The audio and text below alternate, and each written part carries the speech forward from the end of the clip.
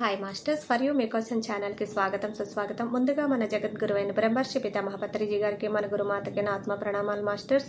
Okay masters, ప్రతిరోజు మన ఛానల్లోని ధ్యానం, స్వాధ్యాయం, సజ్జన సాంగత్యం జరుగుతుంది మాస్టర్స్. అలాగే జూమ్ సెక్షన్లో పాల్గొన్న మాస్టర్లకి, యూట్యూబ్లో చూస్తున్న మాస్టర్లకు కూడా ధన్యవాదాలు తెలుపుకుందాం మాస్టర్స్. ఓకే మాస్టర్స్, ఈరోజు మన ఛానల్కి సీనియర్ పిరమిడ్ మాస్టర్ గారైన సుధా గారు బెంగళూరు నుంచి వచ్చారు. మేడం గారిని సాదరంగా ఆహ్వానించుకుందాం. ఈరోజు మేడం చెప్పబోయే టాపిక్ దృష్టి దృక్పథం. ఈ గొప్ప ఆత్మజ్ఞానం అందించడానికి మేడం గారికి వెల్కమ్ చెప్దాం మాస్టర్స్. నమస్తే madam, welcome madam. Shri Subhash Patri గారికి, అలాగే స్వర్ణవాల మేడం గారికి నా శతకోటి వందనాలు తెలుపుకుంటున్నాను. అలాగే నాకు ధ్యానాన్ని పరిచయం చేసినటువంటి నా ధ్యాన గురువు బ్రహ్మర్షి ప్రేమ్నాథ్ సార్కి నా శతకోటి వందనాలు తెలుపుకుంటున్నాను.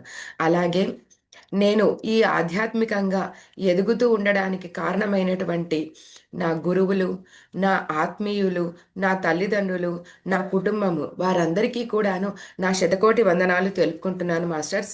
అలాగే పత్రి సార్ యొక్క పర్పస్లో భాగమైనటువంటి ధ్యాన ప్రచారాన్ని చేసే అవకాశం ఇచ్చినటువంటి ఫర్ యూ మీకోసం ఛానల్ టీమ్ మెంబర్స్ అందరికీ కూడాను thank you, thank you, thank you masters. Thank you so much. Okay masters, మన యొక్క టాపిక్ ఈరోజు ఓకే మరియు దృక్పథం. దృష్టి అంటే ఏమిటి? దృష్టి అంటే మనం చూడటం మాత్రమే కాదు, మనం ప్రపంచాన్ని ఎలా చూస్తున్నాము, మన మనసు విషయాలను ఎలా అర్థం చేసుకుంటుంది అన్నదే దృష్టి. దృష్టి రెండు రకాలుగా ఉంటుంది. ఒకటి బాహ్య దృష్టి, ఒకటి అంతర్గత దృష్టి. బాహ్య దృష్టి అంటే కళ్ళతో చూసేది, అంటే ఈ చర్మచక్షువులతో చూసేటువంటి విధానం. ఇంకొకటి అంతర్గత దృష్టి, మనస్సుతో, జ్ఞానంతో చూసేది. కళ్ళకు కనిపించేదంతా నిజం కాదు. మనస్సు శుద్ధిగా ఉంటేనే నిజం స్పష్టంగా కనిపిస్తుంది. ఓకే, దృక్పథం. దృక్పథం అంటే ఏమిటి? మన దృష్టి నడిచే దారి, మన ఆలోచనలు వెళ్ళే మార్గం, మన జీవితాన్ని తీర్చిదిద్దే విచారణ విధానం. ఒకే పరిస్థితిని ఇద్దరూ చూస్తారు. ఒకరికి బాధ, మరొకరికి బోధ. ఇది దృక్పథం. ఇదే తేడా. దృష్టి దృక్పథం మధ్య తేడా ఏంటి అంటే, దృష్టి అన్నది మనము చూస్తున్నది, దృక్పథం అన్నది మనం అర్థం చేసుకునే విధానం. అంటే చూసినటువంటి ఒక దృశ్యాన్ని మనం అర్థం చేసుకునే విధానం. దృష్టి బయటది, అంటే కేవలం ఫిజికల్గా మనకి ఏదైతే కనిపిస్తుందో అది మాత్రమే చూస్తాం. దృక్పథం లోపలది, అంటే దాన్ని అర్థం చేసుకునే విధానం. చూసిన దాన్ని సరి అయిన విధానంలో అర్థం చేసుకోగలగాలి, అది దృక్పథం. మన ఆలోచనలే మన యొక్క క్యారెక్టర్ని డిసైడ్ చేస్తాయి. ఒక టైటిల్ ఉందండి, ఏంటి? Don't judge A book by its cover. అంటే పైన ఉన్నటువంటి పేపర్ని చూసేసి, బుక్ మీద ఉన్నటువంటి ఫ్రంట్ పేజీని చూసేసి బుక్ లోపల ఉన్నటువంటి మ్యాటర్ని డిసైడ్ చేయకూడదు. ఈ జ్ఞానం మనకు ఉండగలగాలి. ఆ జ్ఞానమే దృక్పథం. ఎప్పుడైతే మనకి ఈ జ్ఞానము, ఈ అవేర్నెస్ మనకి వస్తుందో, మనం ఈ ప్రపంచాన్ని చూసే విధానం కూడా మారిపోతుంది. ఆధ్యాత్మిక కోణంలో చూడడం మొదలు పెడతాము. శాస్త్రాల్లో చెబుతున్నారు, ఏమని చెప్తున్నారు? యథా దృష్టి తథా సృష్టి. అంటే మన దృష్టి మారితే మన దృక్పథం మారుతుంది, మన దృక్పథం మారితే మన జీవితం మారుతుంది. కోపంతో చూసే కళ్ళకు ప్రపంచం శత్రువులాగా కనిపిస్తుంది. అదే కరుణతో చూసామనుకోండి, ఇదే ప్రపంచం ఒక కుటుంబం లాగా కనిపిస్తుంది. అందుకే పత్రి సారు మనల్ని అందరినీ my dear God's, my dear friends, my dear masters అంటూ మాట్లాడతారంటే ఆయనకు అందరూ సమానమే. ఈక్వాలిటీ అన్నది వస్తుంది. అందరూ సమానం, అందరినీ సమదృష్టితోనే చూస్తారు ఆయన. ఎందుకంటే ఆయన యొక్క దృక్పథం అటువంటిది, ఆయనకున్నటువంటి జ్ఞానం అటువంటిది. సమస్త జ్ఞానాన్ని ఆయన అర్థం చేసుకున్నారు కాబట్టి అందరిలోనూ సమానత్వాన్ని చూడగలుగుతున్నారు. ఒక చిన్న ఉదాహరణ చెప్తాను చూడండి. ఒక దీపం వెలిగించామనుకోండి, ఒక అజ్ఞాని ఎలా చూస్తాడు? అబ్బా, ఆయిల్ కాస్ట్లీ అయిపోయింది కదా, చాలా ఖర్చు పెరుగుతా ఉంది కదా, దీపావళికి పెట్టాల్సిన దీపాల్లో కూడాను రెండు మూడు తగ్గించేస్తాడు. అది అజ్ఞాని చేసే విధానం. అదే జ్ఞాని ఎలా చూస్తాడు చెప్పండి? వెలుగును పంచుతోంది. వారి యొక్క దృక్పథం ఎలా ఉంటది చూడండి. వెలుగును పంచుతా ఉంది ఈ దీపము అన్న ఆలోచనలో ఉంటారు. కానీ అజ్ఞాని ఒట్టి ఖర్చే అబ్బా, ఎన్ని రకాల దీపాలు వెలిగించాలి అని చెప్పి మాట్లాడుతుంటారు. అంటే ఆధ్యాత్మిక సాధనలో మన కళ్ళను కాదు, మన దృష్టిని శుద్ధి చేసుకోవాలి. మన సమస్యలను కాదు, మన దృక్పథాన్ని మార్చుకోవాలి. అప్పుడే జీవితంలో శాంతి, సంతృప్తి, ఆత్మజ్ఞానము అన్నది ఆటోమేటిక్గా వస్తాయి. సో కళ్ళతో చూడటం కాదు, జ్ఞానంతో చూడటం అన్నది ఆధ్యాత్మికం. అంటే బాహ్యమైనటువంటి కళ్ళతో కాదు, దృక్పథం అంతర్ముఖులం కావాలి మనము. ఆ అంతర్ముఖులయ్యి మన యొక్క చుట్టూ ఉన్న ప్రపంచాన్ని చూడటం మొదలు పెడితే అది ఎప్పటికీ మనకి సమస్యగా కనిపించదు. ఇది నా కుటుంబము, దీని పట్ల నాది ఇది బాధ్యత, ఇలా జరుగుతుంది, నేను ఏ విధంగా ప్రవర్తించాలి, నేను ఏ విధంగా ఈ ప్రాబ్లమ్ని సాల్వ్ చేయాలి, ఈ వర్క్ని నేను ఏ విధంగా ఎప్పుడు ఎలా చెయ్యాలి, వీళ్ళని ఎలా చూసుకోవాలి అంటూ ప్రతి ఒక్కరిని సమానంగా చూడటము అన్నది మనం మొదలు పెడతాము. ఇక్కడ చూడండి, ఒక చిన్న ఎగ్జాంపుల్ చెప్తాను. మన యొక్క అంతర్ అంతర్ముఖంగా మనం చూడగలగాలి ప్రతి ఒక్క సిచ్యుయేషన్ని.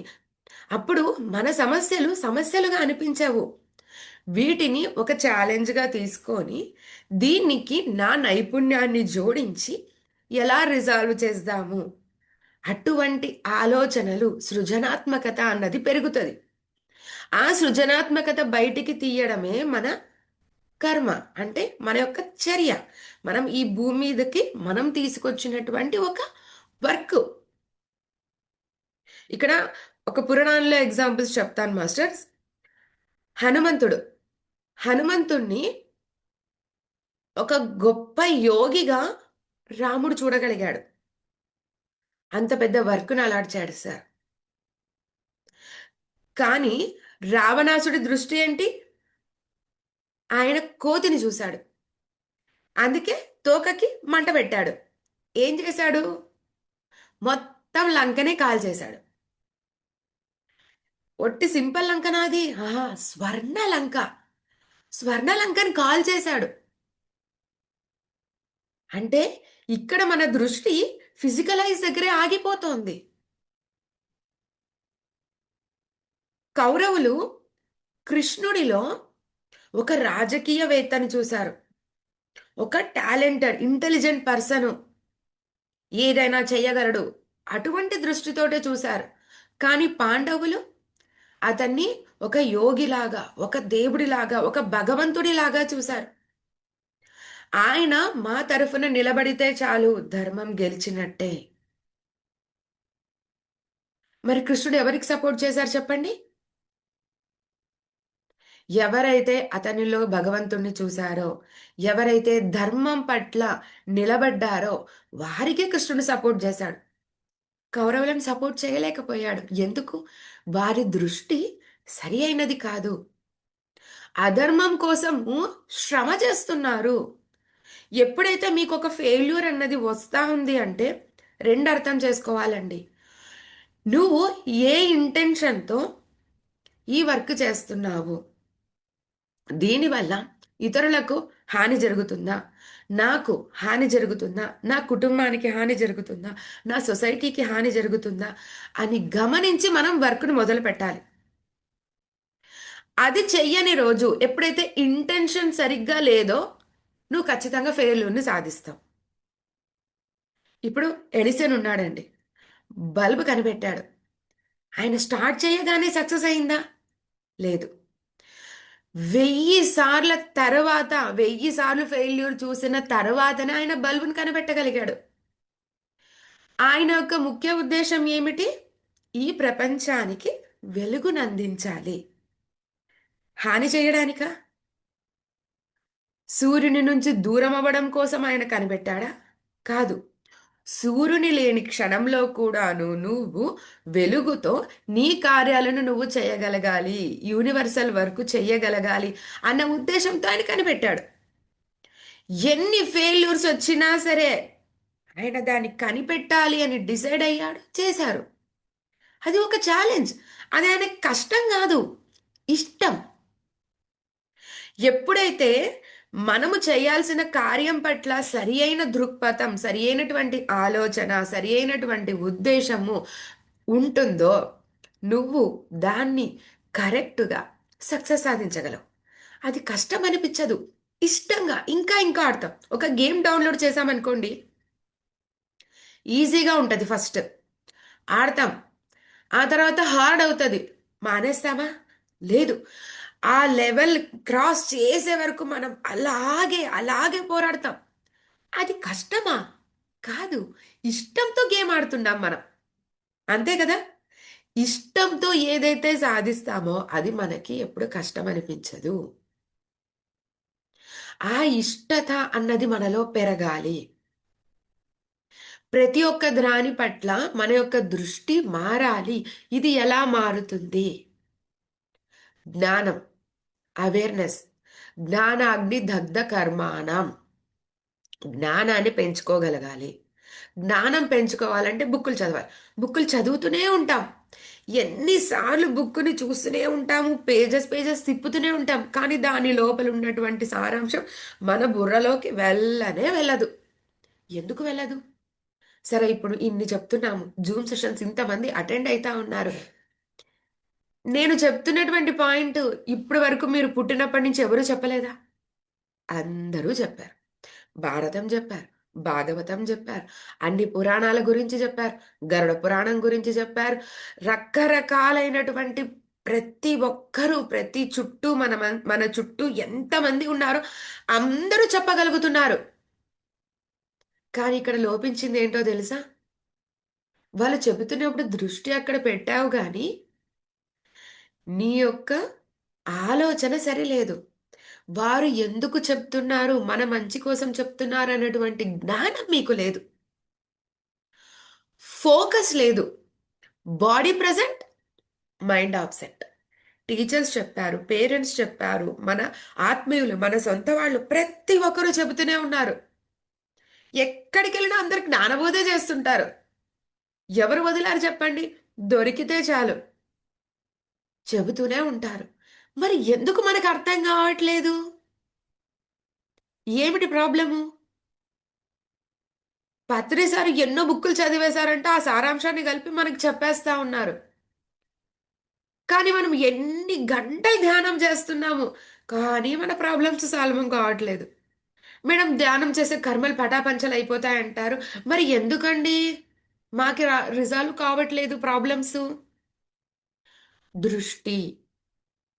నీకున్నటువంటి ప్రాబ్లమ్స్ని, సమస్యలని నువ్వు చూసే విధానమే తప్పు. సరిగ్గా చూడలేకపోతున్నావు, దాని అంతరార్థాన్ని నువ్వు తెలుసుకోలేకపోతున్నావు. ఒక వర్క్ నీకు ఇచ్చారు అంటే, నువ్వు చదువు అని చెప్పి పేరెంట్స్ నీకు ఇచ్చారు అంటే దీని యొక్క రిజల్ట్ ఏంటి, దీని యొక్క ఎఫెక్ట్ ఏంటి అన్నది నీ చదువు ముగిసాక తెలుస్తుంది.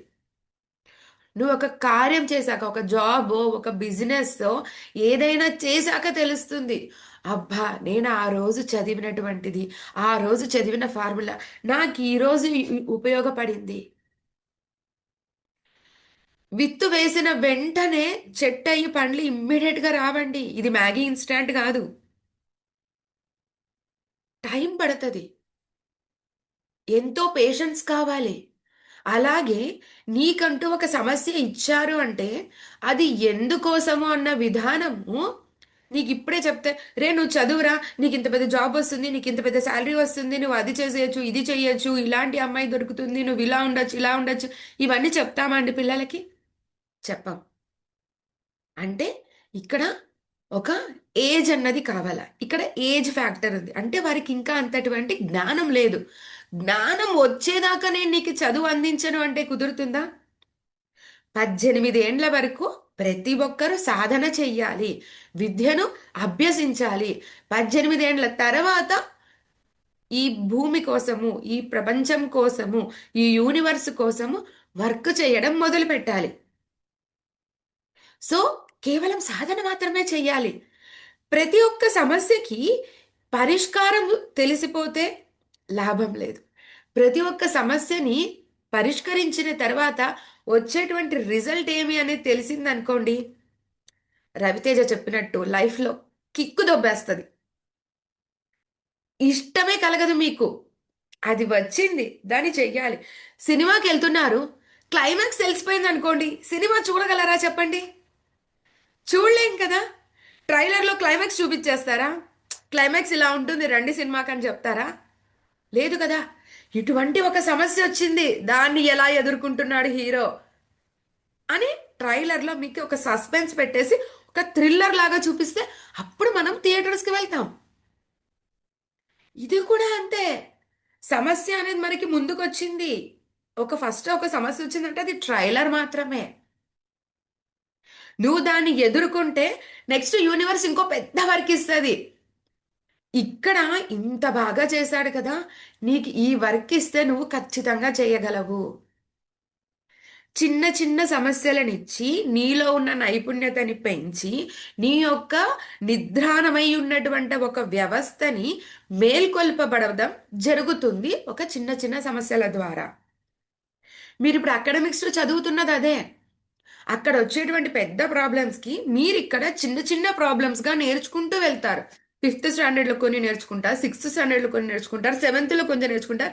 Next next next next level మీ ఏజ్ పెరిగే కొద్దీ, మీ జ్ఞానం అర్థమయ్యే కొద్దీ హార్డ్ అన్నది పెరుగుతూ పోతుంది. ఒకేసారి నువ్వు పీజీ చేసేస్తే అయిపోయిందిరా, ఎందుకురా ఎల్కేజీలో కూర్చోవాలి, ఎప్పటికైనా నువ్వు పీజీకే రావాలి కదా అండ్ డైరెక్ట్గా నేను పోస్ట్ గ్రాడ్యుయేషన్లో కూర్చోపెట్టేస్తే నీకు అర్థమవుతుందా? కాదు. అంటే నీ యొక్క అర్థం చేసుకునే విధానాన్ని అంచెలంచెలుగా పెంచడమే అకాడమిక్స్కు ఉన్నటువంటి ఒక లక్షణం, ఒక సిస్టమ్ వాళ్ళు అలా తయారు చేశారు. నీ యొక్క శక్తిని బట్టి అందించడం మొదలు పెట్టారు. అలాగే ఈ భూమి మీద నువ్వు ఇక్కడికి వచ్చినప్పుడు కూడాను నీ యొక్క సమస్యలు పెద్దవి కాదవి, చాలా చిన్నవి. నువ్వు దాన్ని పెద్దగా చూస్తా ఉన్నావు. ఎప్పుడైతే నీ యొక్క దృక్పథం మారుతుందో, ఆలోచన విధానం మారుతుందో, అప్పుడు ఆ సమస్యకి పరిష్కారం వెతకడం మొదలు పెడతావు. చింత చేసినంత మాత్రాన పరిష్కారం లభిస్తుందా? ఏడ్చినంత మాత్రాన పరిష్కారం లభిస్తుందా? లభించదు. బయటికి రావాలి, మాస్టర్స్ని కలవాలి, గురువులను కలగాలి, మాట్లాడాలి, వాళ్ళతో తెలుసుకోవాలి. ఇది నా సమస్య, దీనికి ఏం పరిష్కారం? ఈ మాస్టర్తో దొరకలేదా ఇంకొక మాస్టర్, అంటే ఈ గుడికి వెళ్ళాము వర్కౌట్ కాలేదు, పక్కన ఇంకో గుడికి వెళ్తాము, ఇంకో పక్కన ఇంకో గుడికి వెళ్తాము, ఇంకా తీర్థయాత్రలు చేసేసి వస్తాం. ఏదో ఒకటి చేసి మన సమస్యకి పరిష్కారం వచ్చే వరకు మనం ఆపం.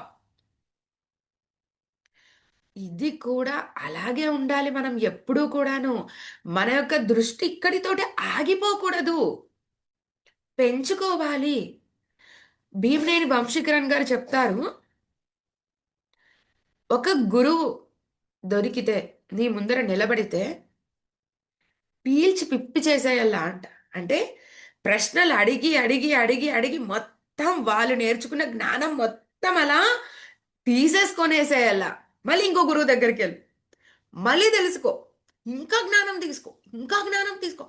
అలా మనం తీర్థయాత్రలు ఎందుకు చేస్తామంటే ప్రతి చోట రకరకాలైనటువంటి ఎనర్జీస్ ఉన్నాయి. ఆ యొక్క ఎనర్జీస్ ధ్యాన సాధన ద్వారా మనం ఆ ఎనర్జీస్ని స్వీకరించినప్పుడు మనలో నిద్రాణమై ఉన్నటువంటి వ్యవస్థ మేల్కొల్పబడుతుంది. అప్పుడు మనకు వచ్చే సమస్యల్ని మనం పరిష్కరించగలం. ఆ తర్వాత యూనివర్సల్ వర్క్ చేయడానికి మనం సంసిద్ధులం కాగలం.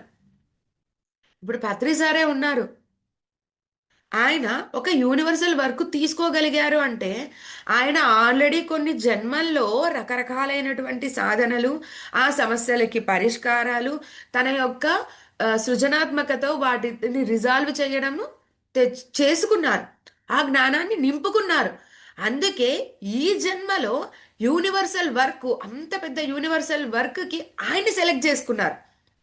ఇప్పుడు సోను సూద్ని చూడండి, ఒక ఫిలింలో విలన్గా సూపర్గా చేశాడు. అప్పుడు ఏం చేస్తారు డైరెక్టర్స్, ఏ విలన్ చాలా బాగా చేశాడు, నా ఫిలింకి అతను చాలా సూటబుల్, డైరెక్ట్గా తీసుకొని వచ్చి ఒకరిని విలన్గా ఇంట్రడ్యూస్ చేసేస్తారా పెద్ద ఫిలిమ్స్లో? లేదు. ఫస్ట్ చిన్న చిన్న ఫిలిమ్స్, చిన్న చిన్న క్యారెక్టర్స్ చేసిన తర్వాతనే వాళ్ళ నైపుణ్యాన్ని వాళ్ళు చూపిస్తూ ఉన్నప్పుడు నెక్స్ట్ పెద్ద వాటికి సెలెక్ట్ అవుతారు. అప్పుడే సోను సూద్ని అరుంధతికి సెలెక్ట్ చేసుకున్నారు. వదల బొమ్మాలి అన్న వెంటనే అట్లా అందరికీ యాక్టివేట్ అయిపోతాయి బ్రెయిన్స్. అలా మెస్మరైజింగ్ లాగా యాక్షన్ చేయగలిగారు. అది ఎలా వచ్చింది? ఒక్క రోజుతో అయిపోయిందా? రోమ్, మనం ఒక ప్రావర్బ్ ఎప్పుడు చెప్తుంటాం, Rome was not built in a day అని చెప్పేసి. అంటే ఏంటి? రోమ్ అనేది ఒక చాలా అందమైనటువంటి ఒక సిటీ.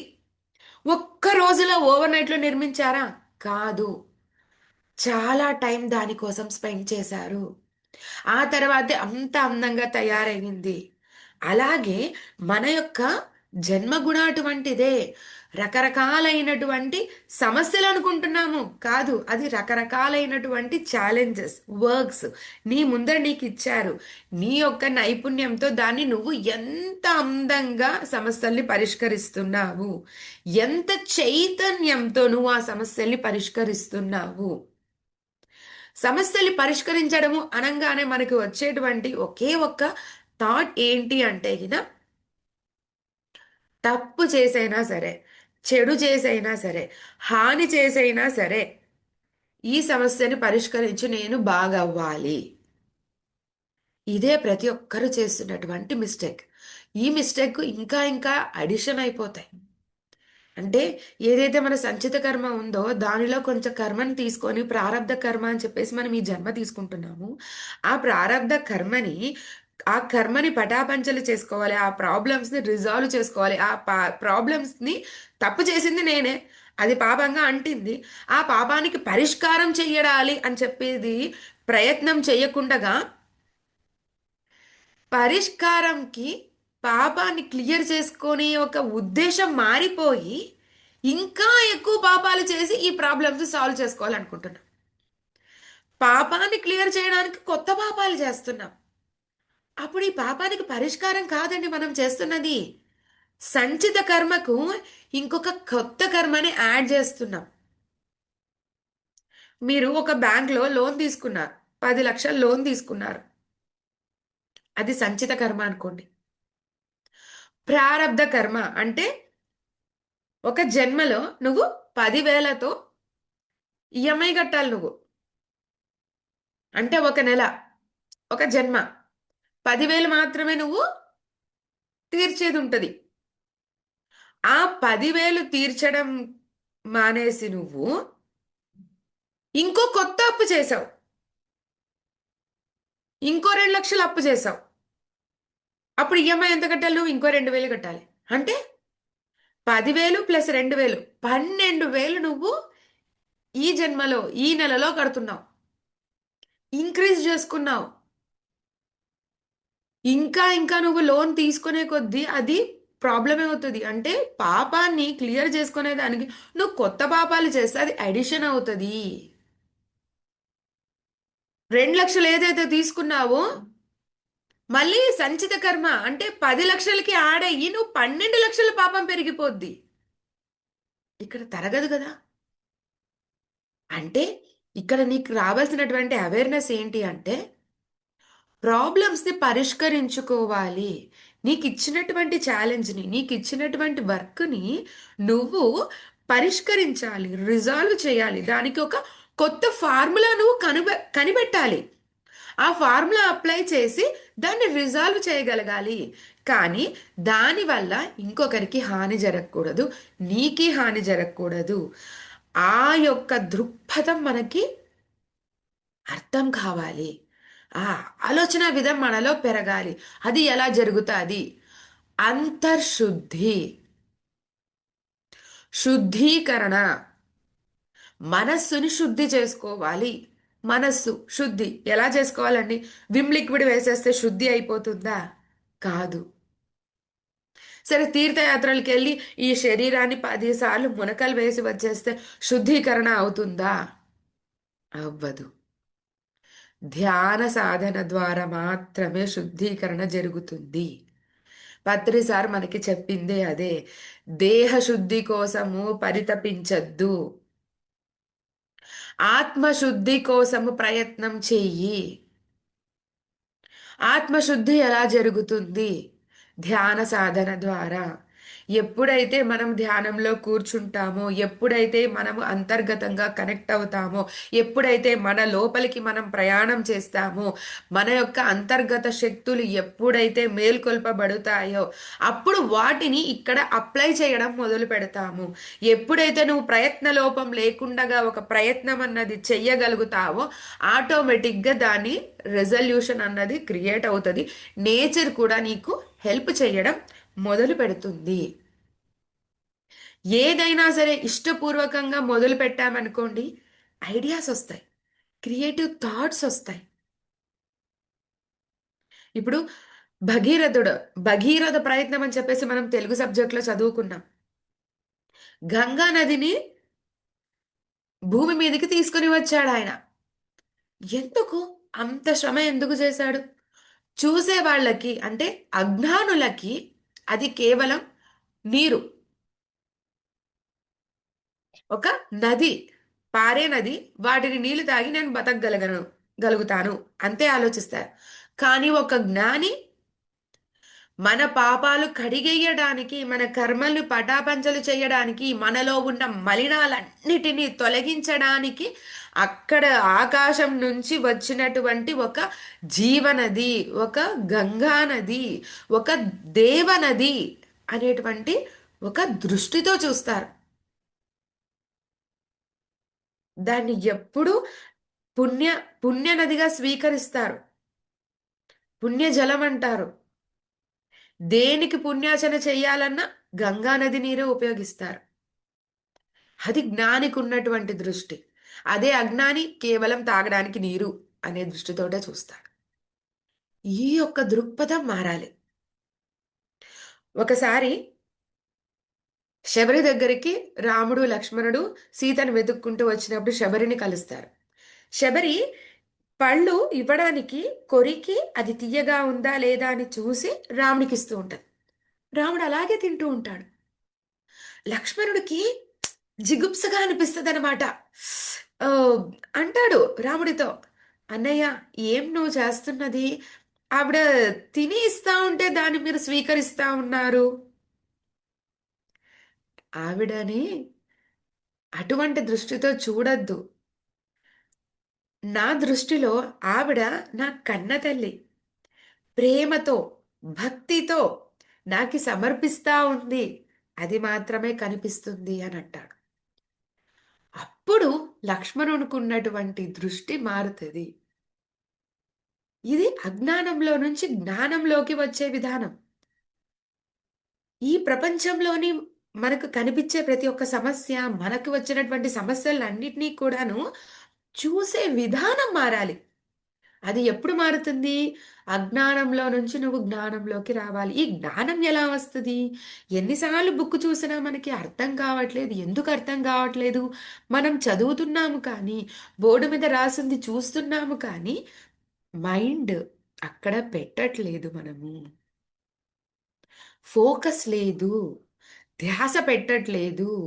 ఆ ధ్యాస పెట్టాలంటే ఏం చేయాలి? శ్వాస మీద ధ్యాస పెట్టాలి. అది మనకి పత్రిసారి ఇచ్చినటువంటి సింపుల్ ఫార్ములా. సారీ, ప్రతి సమస్యకి ఒక్కటే ఫార్ములా కావాలని ప్రతి ఒక్కరు కోరుకున్నారు. అందుకే పత్రిసారి కనిపెట్టాడు శ్వాస మీద ధ్యాస. నువ్వు చేస్తున్న పని మీద నీకు ధ్యాస లేదు, దేని మీద నువ్వు ధ్యాసని కుదర్చట్లేదు. అందుకే శ్వాస మీద ధ్యాస పెడితే ప్రతి ఒక్క పని మీద కరెక్ట్గా ధ్యాసని పెడతావు. సో ఆ ధ్యాసని మనం పెంచుకోగలగాలి. ఎలా? శ్వాస మీద ధ్యాస పెట్టాలి. నీ లోపలికి నువ్వు ప్రయాణం చేయాలి. నీకు జ్ఞానం తెలుస్తుంది. అసలు చూసే విధానం మారిపోతుందండి. రోజు వెళ్ళే టెంపులే అయినా సరే, ధ్యాన సాధన పోయి అక్కడికి వెళ్ళి మీరు ధ్యానం చేశారనుకోండి, లేచిన తర్వాత మనస్సుకి ఎంత ప్రశాంతత కలుగుతుందంటే ఆ ఆనందాన్ని అనుభవిస్తేనే తెలుస్తుంది. ఒక చెట్టుని ఇలా పట్టుకొని మీరు క్వశ్చన్ వేస్తే మీకు ఆన్సర్ చెప్తుంది తెలుసా? సముద్రాన్ని చూస్తూ క్వశ్చన్ అడిగితే ఆన్సర్ చెప్తుంది. ఎస్, నాకు జరిగిందే ఒక ఎగ్జాంపుల్ చెప్తాను మాస్టర్స్. సముద్రము. నేను ధ్యానంలో కూర్చున్నాను. తర్వాత నేను సముద్రం దగ్గర ఉన్నాను. సముద్రం దగ్గర నేను కాళ్ళను ఇలా ఇలా పెట్టేసి కాళ్ళు మురుచుకొని కూర్చొని ఉన్నాను. అలలు ఉవ్వెత్తున ఎగురుతున్నాయి. ఎంత హైట్‌గా అంటే అది నా మీద పడితే నేనింక నన్ను ఊబిలోకి లాగేసుకుంటారనమాట. సముద్రంలోకి నేను కొట్టుకెళ్ళిపోతాను. అంత ఎత్తున ఎగిరి వస్తా ఉంది. కానీ అది నా కాళ్ళ దగ్గర వరకు వచ్చి వెనక్కెళ్ళిపోతా ఉంది. ఇమ్మీడియేట్‌గా లేసేసాను. లేసి ప్రేమ్‌నాథ్ సార్‌కి ఇలా చెప్పాను. ఇలా వచ్చింది, అది జరిగింది, ఇది జరిగింది, ఇట్లుంది, అట్లుంది, ఇది అయింది, అదే అయిందని. అరే! ఇంత ఎందుకు చెప్తా ఉన్నావు? కూర్చో. కూర్చొని ప్రశ్న వెయ్యి. ఇలా నాకెందుకు కనిపిస్తుంది? ఇక్కడ నేను ఏ జ్ఞానం తెలుసుకోవాలి? ఏం మెసేజ్ నాకు ఇవ్వాలనుకుంటున్నారు? అని చెప్పేసి ప్రశ్నించుకో అన్నా. సరే అని చెప్పేసి మళ్ళీ ధ్యానానికి కూర్చున్నాను. సముద్రుడిని అడిగాననమాట. స్వామి, మీ దగ్గర నేను ఏం తెలుసుకోవాలి అని చెప్పేసి. అప్పుడు సముద్రుడు చెప్పాడు, నీకొచ్చినటువంటి ప్రాబ్లమ్స్ ఉవ్వెత్తున ఎగిరి నిన్ను ముంచేసి, నిన్ను ఉక్కిరిబిక్కిరి చేసేసి, నిన్ను చంపేస్తాయి అని చెప్పేసి నువ్వు ఫీల్ అయితా ఉన్నావు. కానీ ఆ ప్రాబ్లమ్స్ నీ కాలి గోటిని కూడా తాకవు. నువ్వే ఫీల్ అయితున్నావు అది ఒక పెద్ద సమస్య. నువ్వే ఫీల్ అయితున్నావు ఏదో నన్ను ముంచేస్తోందని చెప్పేసి. ఏదీ లేదు. ధ్యానంలో నువ్వు ముందుకెళ్ళాలి. చదువులో నువ్వు ముందుకెళ్ళాలి. ఏ ప్రాబ్లమ్స్‌ని పట్టించుకోవద్దు. నీ ఫోకస్సు నీ పని మీద మాత్రమే ఉండాలి అని చెప్పేసి సముద్రుడి దగ్గర నుంచి నాకు మెసేజ్ వచ్చింది. అప్పటినుంచి నాలో ఎన్నో రకాల భయాలు తొలగిపోయాయి. చదువులో అలాగే ముందుకొచ్చేసాను. ఫెయిల్ అయిన నేను 1 మంత్ మెడిటేషన్‌లో కాలేజీకి ఫస్ట్, టౌన్‌కి సెకండు, డిస్ట్రిక్ట్‌కి థర్డ్ వచ్చాను. ఆ తర్వాత మళ్ళీ డిగ్రీ మంచి పొజిషన్ తీసుకొని అక్కడి నుంచి మళ్ళీ నన్ను మా ఇంట్లో ఎప్పుడు బయటికి పంపించరండి నన్ని. అట్లాంటిది ఎంబీఏ చేయడానికి నేను తిరుపతి యూనివర్సిటీకెళ్ళి చదివాను. మళ్ళీ అక్కడి నుంచి మా ఇంట్లో జాబ్ చేయడానికి ఆడపిల్లలకి యాక్సెప్ట్ చేసేవారు కాదు. అట్లాంటిది నేను మళ్ళీ బెంగుళూరులో జాబ్ గూడా చేశాను. అసలు ఆగట్లేదు. ధైర్యంగా ముందుకు వెళ్తూనే ఉన్నాను. ప్రతిసారి ధ్యానమే చేసుకుంటూ ఉన్నాను. ధ్యానం అన్నది నాకుంది. నాకు తెలుసు. నాకంతా మంచే జరుగుతుంది. ఈ నేచర్ ఉంది. ఇంతమంది మాస్టర్స్ ఉన్నారు. నన్నందరూ ప్రొటెక్ట్ చేస్తారు. అసలు గుడికెళ్తూ ఎప్పుడూ గుడికెళ్తానండి. నా ఇల్లు ఉండేది ఎలా అంటే ఇల్లు సెంట్రల్‌లో ఉంటే మా చుట్టూ టెంపుల్సే ఉంటాయి. ఆ టెంపుల్స్ మధ్యలోనే నేను పెరిగాను. రోజు గుడే. నాకు గుడి తప్ప, దేవుళ్ళు తప్ప ఏమి తెలీదు. అలా పెరిగిన వాతావరణం నాది. కానీ ధ్యానం చేసిన తర్వాత, గుడిలోకి వెళ్ళిన తర్వాత, ఆ దేవుళ్ళను చూసే విధానం మారిపోయింది. ఎలా మారిపోయిందో తెలుసా? ఎందుకు దేవుని చూసి మనం భయపడాలి? ఇవన్నీ కూడా నేను సెలెక్ట్ చేసుకున్నదే కదా! నేను సెలెక్ట్ చేసుకున్న సబ్జెక్టే కదా! నేను సెలెక్ట్ చేసుకున్న కాలేజే కదా! ఎందుకు నేను ఎగ్జామ్స్ గురించి భయపడాలి? ఎందుకు నేను చదువు గురించి భయపడాలి? ఎందుకు దేవుడి గురించి భయపడాలి? దేవుడు సహాయం చేస్తాడు కానీ చెడు చెయ్యడు.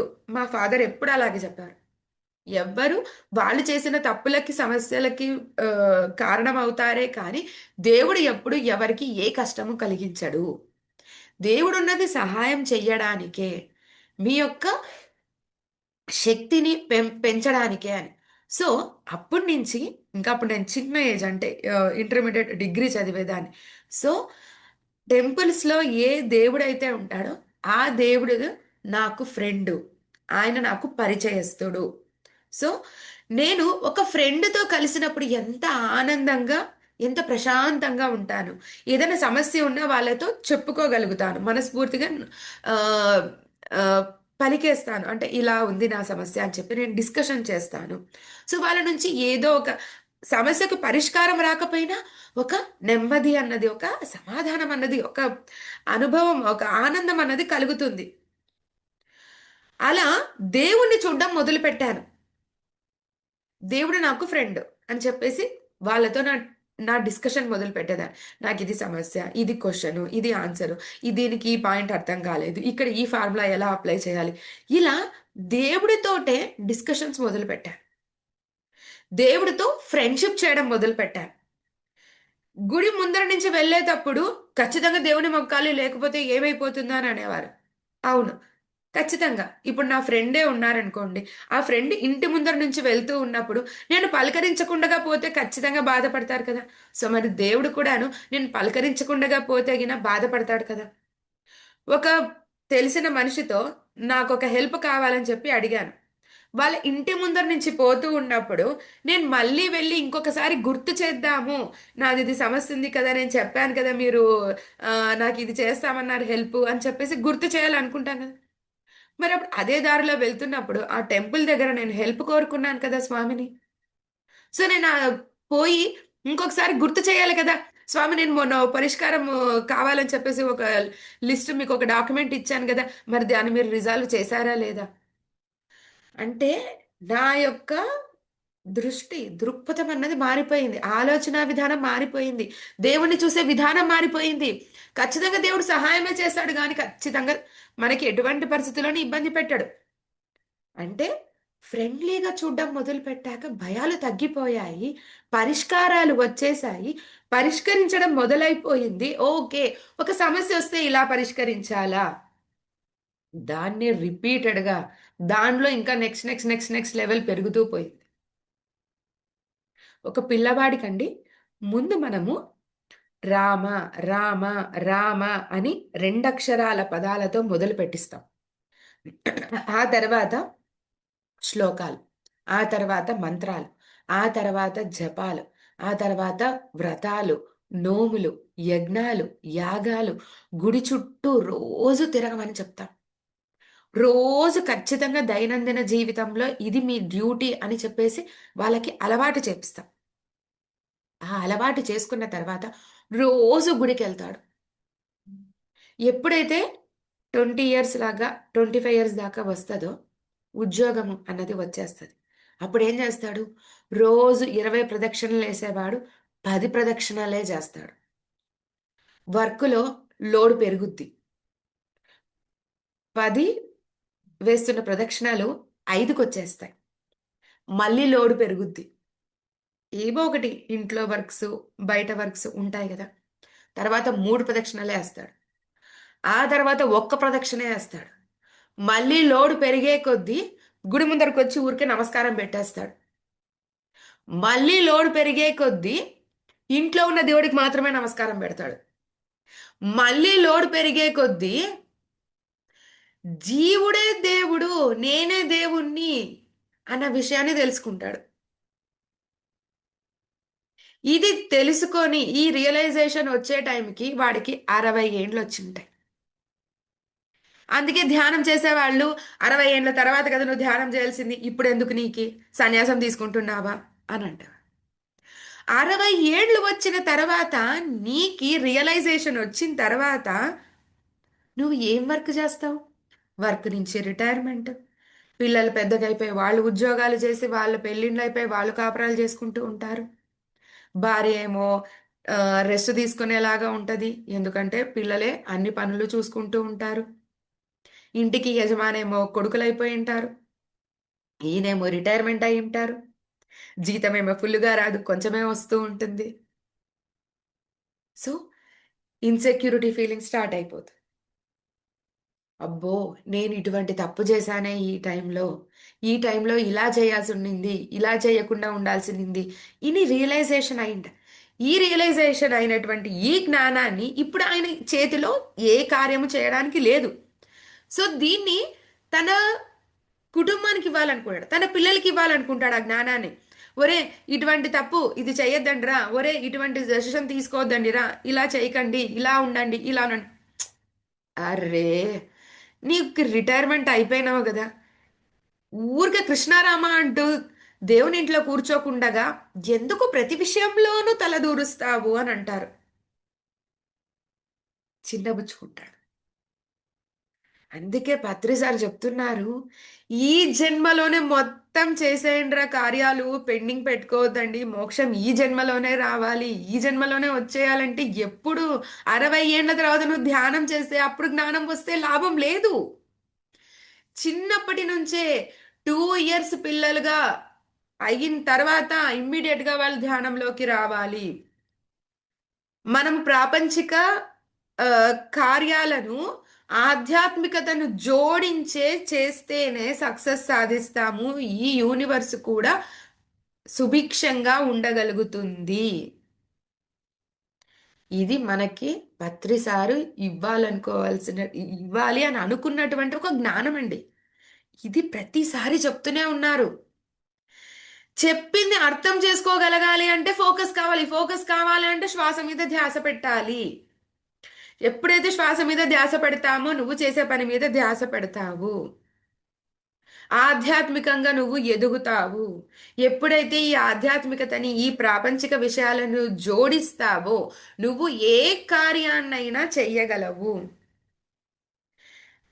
పెద్ద పెద్ద సమస్యలు వచ్చినా సరే వాటిని ఎలా ఎదురించాలి అన్నది నీకు అర్థమైపోయింది. ఇంకా నీకు ఎందుకు భయం కలుగుతుంది? ఆ అవేర్నెస్ వస్తుంది, ధ్యాన సాధన ద్వారా వస్తుంది. కర్మ పటాపంచలవుతుంది. జ్ఞానాగ్ని దగ్ధ కర్మానం, జ్ఞానం వచ్చిందంటే కర్మ పటాపంచలు. సింపుల్ కాన్సెప్ట్ని, సింపుల్ ఫార్ములాని మనకి పత్రిసార్ అందించేశారండి. సో దృష్టి, అంతర్దృష్టి మారాలి, దృష్టిని శుద్ధీకరణ చేసుకోవాలి. ప్రతి ఒక్క మనిషిని ఈ ఫిజికల్ ఐస్తో కాదు, అంతర్గత దృష్టితో చూసేటువంటి విధానాన్ని మనము మార్చుకోవాలి, నేర్చుకోవాలి, సాధన చెయ్యాలి. అదే అండి మనకి పత్రిసారి చెప్పారు. ఓకే, సో పురాణాల్లో నుంచి ఒక ఒక ఉదాహరణ గురించి చెప్తాను మాస్టర్స్. ధ్రువుడు ధ్రువుడు సొంత తండ్రి దగ్గరనే అవమానాన్ని పొందుతాడు. చాలా బాధగా అనిపిస్తుంది. చిన్న పిల్లవాడు. సో నేను నారాయణుణ్ణి ప్రశ్నిస్తాను, ఎందుకు నాకు ఇటువంటి ఒక దుస్థితిని కల్పించావు అని చెప్పేసి అడవులకు వెళ్తాడు. చిన్న పిల్లవాడు. అప్పుడు నారదుడు వస్తాడు. ఏంటి నాన్న అంటే, నన్ను ఇలా అవమానిస్తున్నారు, నాకు తండ్రి యొక్క ఆదరణ లభించట్లేదు, అవమానం మాత్రం జరుగుతా ఉంది, ఎందుకు ఆ విష్ణుమూర్తి, ఆ నారాయణుడు నాకు ఎందుకు ఇటువంటి కష్టాన్ని కలిగించాడు, దాని గురించి తెలుసుకోవాలనుకుంటున్నాను అన్నప్పుడు నారాయణ మంత్రాన్ని అందిస్తే అప్పుడు ఆయన ఈ తపశ్శక్తితో నారాయణుడు విష్ణుమూర్తి తనకి ఎదురుగా వచ్చి తనకి జ్ఞానాన్ని అందిస్తాడు. తనకి జ్ఞానాన్ని అందించిన తర్వాత ఆ రాజ్యానికి తానే రాజైతాడు.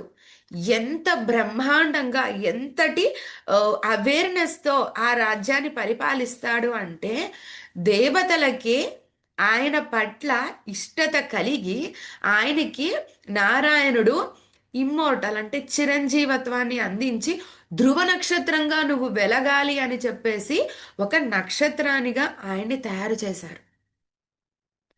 మనము సమస్యలని ఎదుర్కోవడం కాకుండా ఏడుస్తూ కూర్చున్నాం అనుకోండి, ధ్రువుడిలాగా మనం ఎప్పటికీ ఎదగలేము. మనము ఒక నక్షత్రం అయ్యేటువంటి శక్తులు మనకు ఉన్నాయి. నువ్వు స్టారు, నువ్వు సూపర్ స్టారు అని ఎందుకు అంటున్నారు మనల్ని? మనలో ఉంది ఆ శక్తి, కానీ మనము ఆగిపోతున్నాం. బ్లేమ్ గేమ్ అన్నది స్టార్ట్ చేస్తాం. మనకి ఏదైనా సమస్య వచ్చింది అంటే, ఈ సమస్యకి ప్రాబ్లం ఎవరో తెలుసా, ఈ ప్రాబ్లంని ఎవరు క్రియేట్ చేశారో తెలుసా?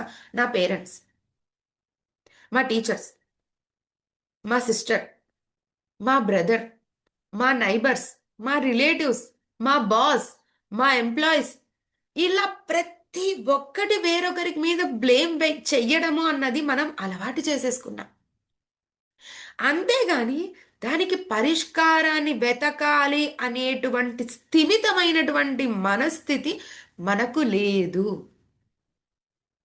దేవుడు వస్తాడు, కాపాడుతాడు, ఏదో ఒక అవతారంలో ఆయన వస్తాడు, కాపాడుతాడు, ఇదే చేస్తున్నారు. కానీ మనం ఏం వర్క్ చేయాలి అనేటువంటి ప్రశ్నని దేవుడికి ఎవ్వరూ అడగట్లేదు. ఇక్కడ ధ్రువుడు చేసింది అదే. దృష్టి మారాలి, మీ ఆలోచన విధానం మారాలి. దృష్టిని ఫాలో అయితే ఏమి పరిష్కారం లభించదు. దృక్పథాన్ని పట్టుకోవాలి, దానితో పాటు ముందడుగు వెయ్యాలి. ప్రయత్న లోపం లేకుండా ప్రయత్నం చేస్తూనే ఉండాలి. సమస్య ఏదైనా కావచ్చు, దానికి సొల్యూషన్ ఏదైనా కావచ్చు, దాని రిజల్ట్ ఏదైనా కావచ్చు, ఎండ్ రిజల్ట్ గురించి మనం పట్టించుకోకూడదు. ప్రయత్నం చేయాలి. ఈ ప్రయత్నం చేద్దాం, వర్కౌట్ అవుతుందా లేదా చూద్దాము. వర్కౌట్ కాలేదా, ఇంకొక ప్రయత్నం చేద్దాము. ఇది వర్కౌట్ కాలేదా, ఇంకొక ప్రయత్నం చేద్దాం. ఇలా నువ్వు చేస్తూ పోతే నేచరు, అబ్బా నా బిడ్డ ఎంత సమస్యలో ఉందో, ఎంత కష్టపడుతోందో, దానికోసం ఎన్ని రకాల ప్రయత్నాలు చేస్తుందో, మరి నేను కొంచెం హెల్ప్ చేద్దాము అని చెప్పేసి నేచర్ వచ్చి మనకి హెల్ప్ చేస్తుంది. ఖచ్చితంగా సక్సెస్ సాధిస్తాం. ప్రయత్నమే చేయకుండా ఉంటే నేచర్ ఎలా అండి మనకి అవకాశం ఇస్తుంది? నువ్వే తీసుకొచ్చినటువంటి ప్రారబ్ధ కర్మ, దాన్ని నువ్వు పరిష్కరించుకోవడానికి కొత్తగా ఇంకొక కర్మను చెయ్యవద్దు, ఇంకొక పాపం చెయ్యవద్దు. ఇప్పుడు చూడండి, చేసిన తప్పుకి ఖచ్చితంగా శిక్ష అనుభవించాలి. కానీ మనకి ఇక్కడ దేవుడు ఆనందంగా దాని నుంచి అనుభవించే అవకాశాన్ని ఇస్తాడు. ఎలా? ఇప్పుడు మనము ఫుడ్ ప్రిపేర్ చేసాము, అందరికీ వడ్డించేసాము, అందరు తినేశారు. నేను తినడానికి కూర్చున్నాను. ఇమ్మీడియట్గా మా బాబు హాస్టల్ నుంచి వస్తాడు. అమ్మా అంటూ గట్టిగా వచ్చి హగ్ చేసేసుకుంటాడు. సరే ఏమన్నా తిన్నావా నాన్న అంటే, అమ్మ ఫుల్ జర్నీ కదా, అసలు నేను ఏమి తినలేదు. మన ప్లేట్లో ఉన్నది ఇచ్చేస్తాం, పిల్లవాడికి ఇచ్చేస్తాం కదా.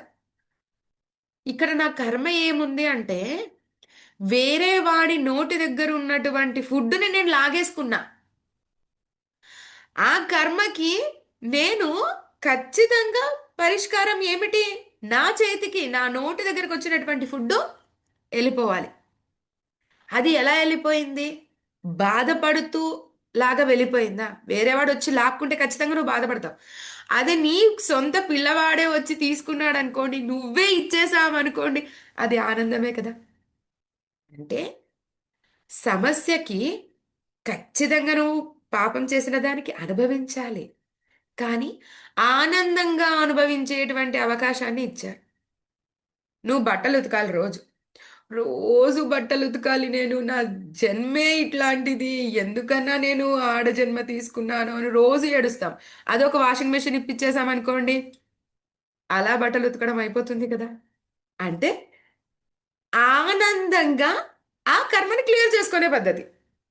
ఇక్కడ నాకు జ్ఞానం ఉండాలి. ఏంటి? వాషింగ్ మెషిన్ కొనాలి, దాన్ని మాన్యువల్ చూసుకొని దాన్ని ఎలా యూజ్ చేయాలి, దాన్ని ఎలా హ్యాండిల్ చేయాలి ఆ మెషిన్ని అన్న విషయాన్ని తెలుసుకోగలగాలి. జ్ఞానము నా యొక్క కర్మని పటాపంచలు చేసింది కదా. అది మన యొక్క దృక్పథం మారాలి.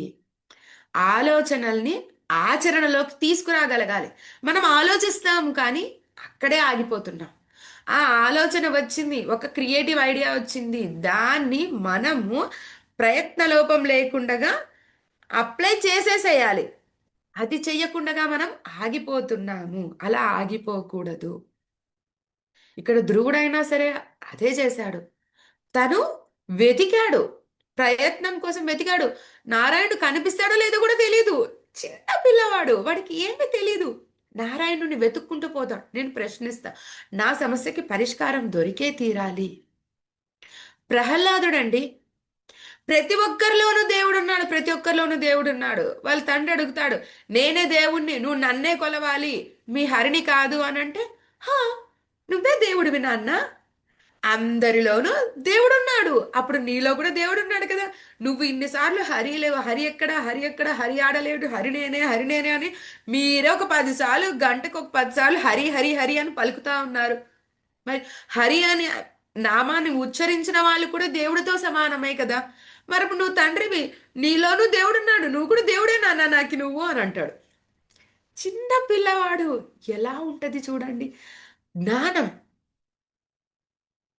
అక్కడ అజ్ఞానం లేదు, జ్ఞానం. అక్కడ హిరణ్యుడిలో ఉన్నటువంటిది అజ్ఞానం. అందరిలోనూ దేవుడున్నాడు, అందరినీ సమానంగా చూడాలి. కానీ నేనే దేవుని, నన్ను మాత్రమే మొక్కండి. ప్రతి ఇంటిలోనూ విగ్రహారాధన, ఫోటోలు పెట్టి చేసే ఆరాధనలో నేనే దేవుడు, నన్నే మొక్కాలి అని చెప్తాడు ఆయన. హరి లేడు, హరి లేడు. కానీ ఆ పిల్లవాడు అందరిలోనూ ఉన్నాడు నాన్న, ప్రతి చోట ఉన్నాడు నాన్న, ఎక్కడున్నాడు రా, ఈ స్తంభంలో ఉన్నాడు, ఆ కొడితే నరసింహస్వామి బయటికి వస్తాడు. చిన్న పిల్లవాడికి ఉన్నటువంటి జ్ఞానం మనకి లేదు. అందరిలోనూ దేవుడున్నాడు, అందరూ ఆత్మస్వరూపులే అంటాడు పత్రి సార్. అందరిని సమానంగా చూస్తాడు. అందరూ ఈ భూమి మీద ఉన్నటువంటి జీవకోటి ధ్యానం చేసి తీరాలి. ముక్కున్న ప్రతి ఒక్కరూ ధ్యానం చేసి తీరాలి అంటాడు. శ్వాస తీసుకుంటున్న ప్రతి జీవి ధ్యానం చేసి తీరాలి. సరే వీళ్ళు చేయాలా, వాళ్ళు చేయాలా? నో. ఏజ్తో సంబంధం లేదు, జెండర్తో సంబంధం లేదు, ఏ కులం సంబంధం లేదు, ఏ జాతి సంబంధం లేదు, ఏ మతము సంబంధం లేదు. నువ్వు మానవ జాతి, మానవులందరూ కూడాను ధ్యానం చెయ్యాలి. వాళ్ళకిచ్చినటువంటి పర్పస్ని చెయ్యగలగాలి. ఎంత అద్భుతంగా మనకిచ్చినటువంటి సమస్యల్ని మనం పరిష్కరిస్తామో అప్పుడు యూనివర్సల్ ఇంకో పెద్ద వర్క్ నీకు ఇస్తుంది. నువ్వు దీనికి యోగ్యుడవు, నీకు ఈ వర్క్ ఇస్తున్నారు, నువ్వు చెయ్యాలి. ఎందుకండి మహాభారతంలో దుర్యోధనుడు మనకి తెలిసి చెడ్డవాడు కాదండి. ఆయనకి ఎంత కరుణ ఉందంటే, అర్జునుడు పక్షి కన్ను మాత్రమే కనిపిస్తుందని ఒక విల్లుని వేస్తే దాని కంటికి తగిలి ఆ పక్షి కింద పడిపోతే అర్జునుడు, పాండవులందరూ, అక్కడ ఉన్న ఋషితో సహా ద్రోణాచార్యుడు కూడా అందరూ వెళ్ళిపోతారు. కానీ దుర్యోధనుడు వెళ్ళి ఆ పక్షికి తగిలినటువంటి విల్లుని, ఆరోని తీసేసి దాని కంటికి ట్రీట్మెంట్ చేస్తాడు, ఫస్ట్ ఎయిడ్ చేస్తాడు. అభిమన్యుడు కాదు, ఏకలవ్యుడు ఇలా ఉన్నాడు, ఇలా చేస్తున్నాడు, ఇలా నేర్చుకుంటున్నాడు అని చెప్పేసి అర్జునుడు చెబితే తన బొటన్ వేలిని కోసేస్తారు ద్రోణాచార్యుడు. అంటే దాన్ని నువ్వు నాకు ఫీజుగా పే చెయ్యి అని చెప్పి చెప్తాడు.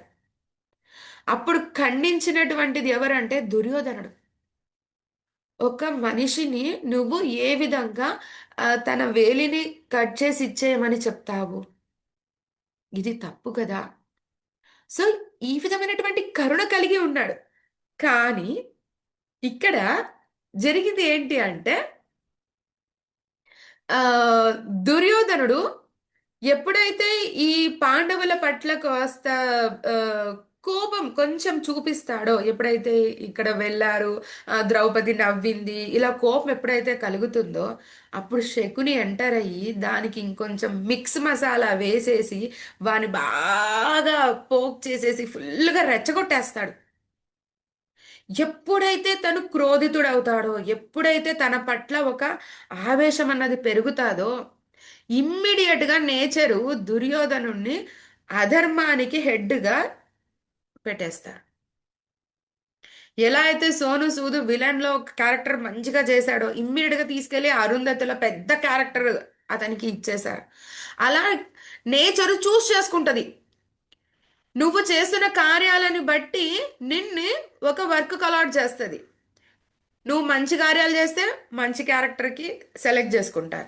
నువ్వు చెడ్డ క్యారెక్టర్స్ చేసావంటే చెడ్డ క్యారెక్టర్కి సెలెక్ట్ చేసుకుంటావు. దుర్యోధనుడు అప్పుడు దాకా మంచోడే, ఒక్కసారి తన యొక్క ఆలోచన విధానం మారిన వెంటనే అతన్ని అధర్మంకి నిలబడడానికి నేచర్ చూస్ చేసేసుకొనేసింది. అది అక్కడ శకుని ఆడిన ఆట. ఇప్పుడు చూడండి, రానా అన్ని హీరో క్యారెక్టర్సే చేశాడు, కానీ బాహుబలిలో విలన్ క్యారెక్టర్ చేశాడు. యాక్సెప్ట్ చేశారా? ఫస్ట్ యాక్సెప్ట్ చేయలేదు. రాజమౌళి నీ ఇష్టం నాన్న అని చెప్పి వదిలేశాడంట. మళ్ళీ ఫోన్ చేశాడంట, నేను చేస్తాను, నేను విలన్ క్యారెక్టర్ చేస్తాను. ఎలా యాక్సెప్ట్ చేశాడు? హీరోగా ఉన్న అతను ఇమ్మీడియట్ గా విలన్ గా ఎలా యాక్సెప్ట్ చేయగలిగాడు? ఇది రాజమౌళి ఆడిన ఆట, అక్కడ శకుని ఆడిన ఆట. నేచరు అలా చూస్ చేసుకుంటది.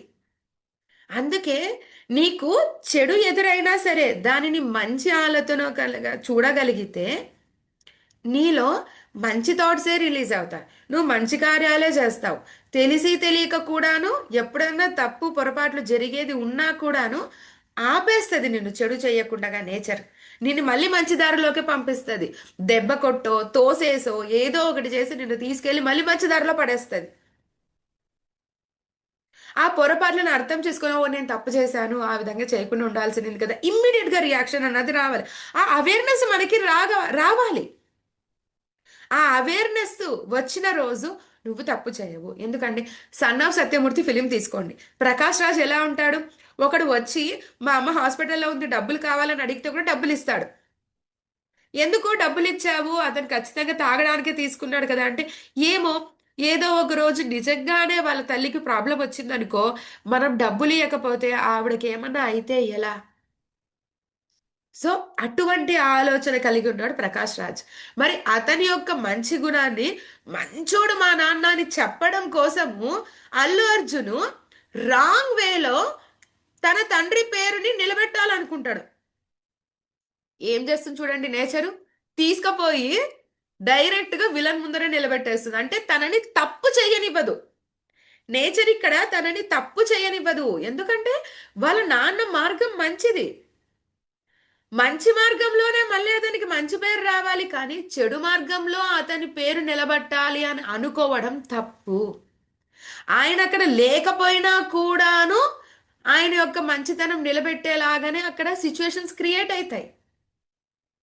ఇది ఇక్కడ డైరెక్టర్ ఆడిన ఆట కావచ్చు. నేచర్ కూడా అలానే ఉంటది. నువ్వు ఎప్పుడు మంచి ఆలోచనలు మంచి కార్యాలు మంచి వైపు చూస్తూ ఉన్నావు అంటే నేచరు ఎంత మంచిగా ఉన్నాడబ్బా నా పిల్లోడు అని చెప్పేసి హెల్ప్ చేస్తుంది. నువ్వు ఇంకా గొప్ప గొప్ప కార్యాలు చేస్తావు. చెట్టుకున్నటువంటి ఫలాలను తీసుకొని తిని ఆ జ్యూస్ తాగేసి బాగా ఆనందించాలనుకుంటున్నావు నువ్వు. కానీ విత్తు నువ్వు వేసి అది చెట్టుగా పెరిగేంత వరకు పేషెన్స్తో ఉండి అప్పుడు ఆ ఫలాలను తీసుకోవాలనేటువంటి ఆలోచన చాలా తక్కువ మంది చేస్తారు. కేవలం నాకు డైరెక్ట్గా ఫ్రూట్ కావాలి, డైరెక్ట్గా జ్యూస్ కావాలి అని ఆలోచించే వాళ్ళే ఉంటారు. కానీ విత్తు నుంచి రూట్స్లో నుంచి రూట్స్లో నుంచే మనము ఎదగాలి, అక్కడి నుంచే మార్పు రావాలి అన్నదే మనకి పత్రిసార్ చెప్పిండేది. లోపల అంతర్గతంగా శుద్ధీకరణ జరగాలి. అది ఎలా జరుగుతుంది? మన గొప్ప గొప్ప గురువులను కలిసినప్పుడు, గొప్ప గొప్ప పుస్తకాలు చదివినప్పుడు, అప్పుడే నీలో ఉన్నటువంటి అజ్ఞానం తొలగి జ్ఞానం అన్నది వస్తుంది. అది అజ్ఞానం కాదండి. జ్ఞానం లేకపోవడం అజ్ఞానం అంతే. తప్పు చేయడం కాదు. ఒప్పేమిటి అనేది తెలియకపోవడం న్యాచురల్గా జరిగే ప్రాసెస్సే. జస్ట్ మనకి ఆ టైం జ్ఞానం రావాలి. అందుకే మనకి 18 ఏళ్ళు విద్యకే మనకి ఇచ్చేశారండి మన లైఫ్ని. 18 ఏళ్ళు నువ్వు చదివినటువంటి విద్య కొన్ని వందల సంవత్సరాల వరకు నువ్వు వర్క్ చేస్తూనే ఉంటావు. నీ యొక్క ఆయుష్ పెరగాలి అని అంటే నువ్వు మంచి కార్యాలే చెయ్యాలి, మంచి కర్మలే చెయ్యాలి. లేదంటే ఒరే సచ్చినోడు నువ్వు ఎప్పుడు చేస్తావురా అంటూ తిట్టేస్తారు. అందరూ తిడతారు కదా, వస్తుందిరా నీకు చావు అడ్డు ఇట్ట రాదురా వస్తుందిరా అని అంటారు. మహాభారతంలో దుర్యోధనుణ్ణి దుశ్శాసనుణ్ణి చూసాం కదా, ఎలా వాళ్ళ యొక్క చావు ఎలా ఎంత కఠినంగా ఉండింది, ఎంత హార్డ్గా ఉండింది. మరి వాళ్ళు చేసినటువంటి తప్పులు అటువంటివి. ఒక ఆడపిల్ల పట్ల వాళ్ళు చేసినటువంటి తప్పు అటువంటి హార్డ్ అయినటువంటి చాలా కష్టతరమైనటువంటి చావుని చవి చూశారు వాళ్ళు. భీష్ముడు మంచి అని తెలిసినా కూడాను అధర్మం వైపే నిలబడాల్సి వచ్చింది. తను మాట ఇచ్చాను అన్న ఉద్దేశానికి నిలబడాడు. కానీ ఊబిలో ఇరుక్కుపోయినాడు. అయినా సరే సరెండర్, కృష్ణుడికి సరెండర్ అయిపోయాడు. అప్పుడు అతనికి తను కోరుకున్నటువంటి చావు ఆటోమేటిక్గా దొరికింది. ఆయనకి వరం ఉందండి, నేను కోరుకున్నప్పుడే చావు రావాలి అని కూడా. ఎంత అధర్మం వైపు నిలబడినా కూడాను కృష్ణుడు ధర్మరాజుకు చెప్తాడు, ఆయన శరీరము భూమిని తాకకూడదు. అంతే, ఆయన కింద పడేలోపు ఆరోస్ అన్నీ వేసి ఆయనకు ఒక పాన్పుని రెడీ చేస్తారు. చూసారా ఎంత నేచర్ ఎలా ఉంటది చూడండి. నీకు ఎంత రెస్పెక్ట్ ఇస్తా ఉంది, ఎన్ని రకాల అవకాశాలను ఇస్తా ఉంది. భీష్ముడి యొక్క ఉద్దేశం వేరే, కృష్ణుడి యొక్క ఉద్దేశం వేరే. కానీ రెస్పెక్ట్ ఏమన్నా తగ్గిందా భీష్ముడి పట్ల? ఎవ్వరికి రెస్పెక్ట్ తగ్గలేదు. నువ్వు ఎంత 100% కమిట్మెంట్తో ఉండాలంటే మంచి అయినా సరే చెడు అయినా సరే 100% కమిట్మెంట్తో నువ్వు చేయగలగాలి. అదే నేచర్ కోరుకునేది. సరే, నువ్వు తప్పు వైపు నిలబడ్డామని తెలిసింది, ఇమ్మీడియట్గా దానిలో నుంచి బయటికి రావాలి. అబ్బా లేదు, నేను ఆ ఊబిలో ఇరుక్కుపోయినాను, నేను బయటికి రాలేను. Just surrender your self.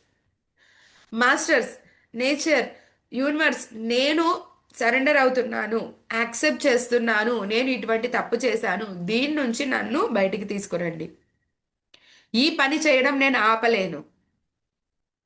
అంతే, మీరు పని చేస్తూ పోండి, కానీ ఎండ్ రిజల్ట్ ఏమొస్తుంది అనంటే యూనివర్స్కి ఏది మంచిదో అదే ఎండ్ రిజల్ట్ వస్తుంది. అందుకే కృష్ణుడు చెప్తాడు, కర్మని ఆచరించు, ఫలితాన్ని ఆశించకు, ఫలితం నాకు వదిలే, నేను చూసుకుంటాను. నువ్వు కర్మను ఆచరించు, ఎందుకంటే ఇది కర్మభూమి, నువ్వు చెయ్యాలి. నువ్వు దానిని అజ్ఞానిగా చూడకూడదు, నీ యొక్క వర్క్ని ఒక జ్ఞానవంతుడిగా చూడగలగాలి. అది పెరగాలి. చర్మచక్షువులతో కాదు, అంతర్చక్షువులతో నువ్వు చూడగలగాలి. ఆ అర్థమైన విధానాన్ని నువ్వు ఫాలో చేయగలగాలి, అప్లై చేయగలగాలి. అది రావాలి, అది నేర్చుకోవాలి. ఆ, okay masters, okay ma'am. Thank you madam, thank you so much madam. For you మీకోసం మన ఛానల్కి వచ్చి ఎంతో గొప్ప ఆత్మజ్ఞానం అందించిన మాస్టర్లందరికీ, సుధా గారికి, శ్వేత గారికి ధన్యవాదాలు తెలుపుకుందాం మాస్టర్స్. అలాగే మాస్టర్స్, ప్రతినిత్యం ఎరుకతోటి ధ్యానం, స్వాధ్యాయం, సజ్జన సాంగత్యం చేద్దాం మాస్టర్స్, అందరి చేత చేద్దాం మాస్టర్స్. వైజాగ్కి మెగా పిరమిడ్ రావాలని పరమ గురువుల కోరిక, పత్రి గారి కోరిక, పత్రి మేడం కోరిక, మనం అందరం సంకల్ప ధ్యానం చేసి వైజాగ్కి మెగా పిరమిడ్ వచ్చేలా చేద్దాం masters. Thank you masters, thank you, thank you, thank you.